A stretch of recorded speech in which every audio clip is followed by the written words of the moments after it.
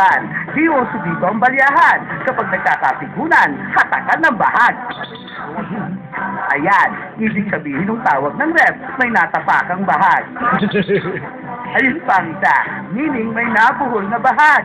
Sa halftime, may naghihiraman. Sabihin ko na itong akin, ibak to, Dre. Huwag masyadong magpapawin. May bikini open pa tayo mamaya, ha?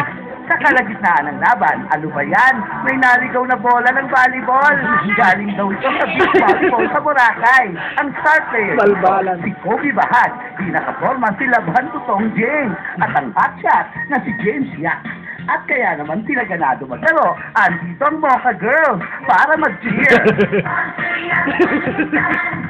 Talog ko na ito. Kung mapapansin, medyo puro sablay ang tira at napapadalas ang karambola. Kaya agad pinapalitan ni Ref ang bola. Oh, itong bola, sana hindi skin tone. Alam niyo namang nagkalat ang puwit dito. Palitan nito. Michael Gad, bato ng Pilipino.